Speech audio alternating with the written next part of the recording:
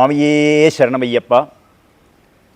ശബരിമലയിൽ ഏറ്റവും പ്രാധാന്യമുള്ള വഴിപാടുകളിലൊന്നാണ് പടിപൂജ എന്ന് പറയുന്നത്. എല്ലാവരും ശരണം വിളിക്കുമ്പോഴൊക്കെ സത്യമായ പൊന്ന് 18-ാം പടിയേ എന്നൊക്കെ വിളിക്കാറുണ്ട്. ആ പടിക്ക് ഏതോ ഒരു സത്യത്വം കൽപ്പിക്കപ്പെട്ടിട്ടുണ്ട്. ആ സത്യത്വത്തിൻ്റെ പിന്നിലും അതിൻ്റെ പല രൂപത്തിലുള്ള മിത്തുകൾ ഇവിടെ പ്രചരിക്കുന്നുണ്ട്.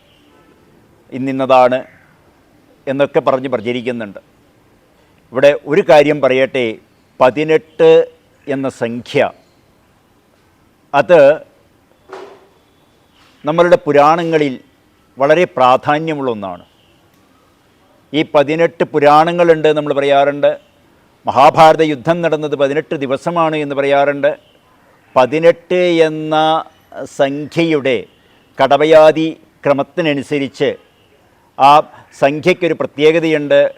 ജയം എന്നാണ് അതിൻ്റെ പേര്. ജയിക്കുന്നത് എന്നതാണ് ആ സംഖ്യയ്ക്ക്.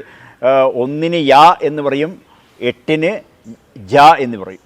അത് ഇടത്തോട്ടായതുകൊണ്ട് ജയം എന്നതിന് പേര്. അപ്പോൾ 18 എന്തോ ഒരു ജയസൂചകമായിട്ടുള്ള ഒരു സംഖ്യയാണ്.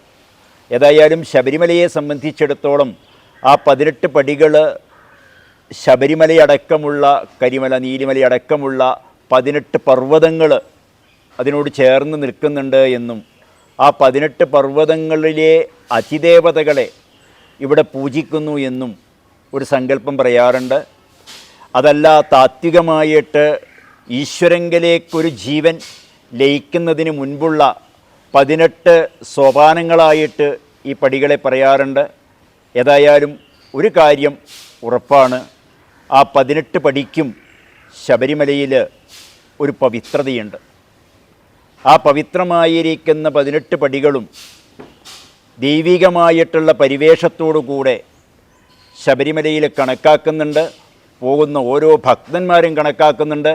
അതുകൊണ്ട് തന്നെയാണ് കെട്ടെടുക്കാതെ കണ്ട് ആ പടികൾ കയറാൻ പാടില്ല എന്ന് പറയുന്നത്.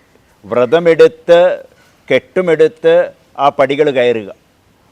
ഒരു കാലഘട്ടത്തിൽ 18 പടിയിലും തേങ്ങ ഉടച്ചിരുന്നൊരു കാലഘട്ടമുണ്ട്. അതൊക്കെ ആചാരാനുഷ്ഠാനങ്ങളെല്ലാം തന്നെ കാലോചിതമായി മാറ്റുന്നതിന് ഒരു തെറ്റുമില്ല. പല ഹിന്ദുക്കളും ധരിച്ചത് ഇതിലൊക്കെ അണുവിടെ എന്തെങ്കിലും മാറ്റം സംഭവിച്ചു കഴിഞ്ഞാൽ ലോകം മൊത്തം അങ്ങ് നശിച്ചു പോകുന്ന. അങ്ങനെ ചിന്തിക്കാനേ പാടില്ല. ആചാരങ്ങളും അനുഷ്ഠാനങ്ങളും കാലോചിതമായിട്ട് മാറ്റപ്പെടണം.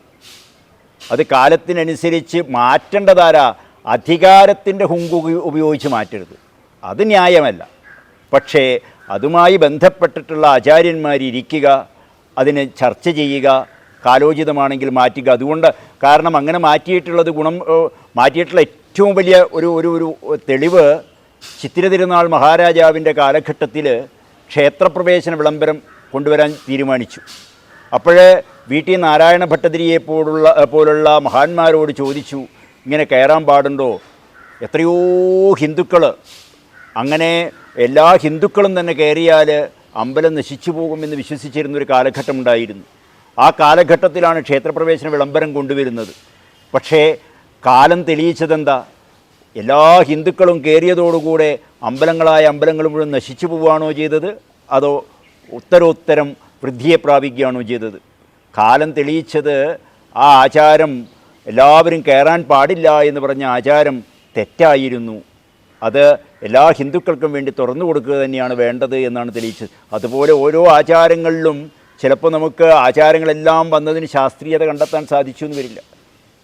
അത് തെറ്റാണെങ്കിൽ നമ്മളത് മാറ്റണം, ശരിയാണെങ്കിൽ നമ്മളത് ഉൾക്കൊള്ളണം.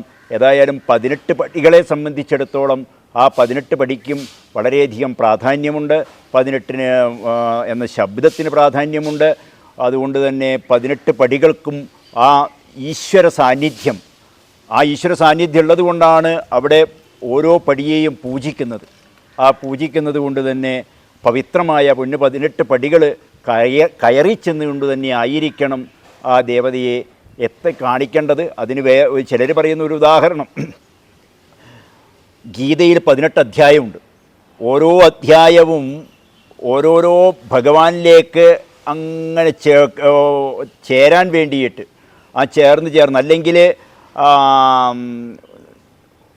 ഒരു ഭഗവാൻ ഒരു പ്രവർത്തനരഹിതനായിരിക്കുന്ന ഒരു വ്യക്തിയെ പ്രവർത്തനോന്മുഖനാക്കി തീർക്കാൻ വേണ്ടിയിട്ട് കൊടുക്കുന്ന ഉപദേശങ്ങളാണ് ഗീതയിലെ 18 അധ്യായങ്ങളും. ആ 18ാമത്തെ അധ്യായത്തോടു കൂടെ അർജുനൻ പ്രവർത്തനോന്മുഖനായി തീരുകയാണ്. അതുപോലെ തന്നെ ഏറ്റവും താഴേക്കടയിൽ നിൽക്കുന്ന ഒരു ഭക്തനെ സംബന്ധിച്ച് ഈശ്വര സായുജ്യം എന്ന് പറയുന്നത് ഈ 18 പടികളും കയറി ചെല്ലുമ്പോഴാണ്. അങ്ങനെ ചെല്ലുന്ന സമയത്ത് കാണുന്ന ആ അദ്വൈതമായിരിക്കുന്ന ദിവ്യ തേജസ്സിലേക്ക് ലയിക്കുകയാണ്, അല്ലെങ്കിൽ ആ തേജസ് മുഴുവൻ ഉൾക്കൊള്ളുകയാണ് ഓരോ ഭക്തനും ചെയ്യുന്നത്. അതുകൊണ്ട് 18 പടിക്കുമുള്ള പ്രാധാന്യവും അവിടെ വളരെയധികം ശ്ലാഘനീയമാണ്. ആ ആചാരങ്ങളും അനുഷ്ഠാനങ്ങളും നിലനിർത്തേണ്ടതുമാണ്. സ്വാമിയേ ശരണമയ്യപ്പ.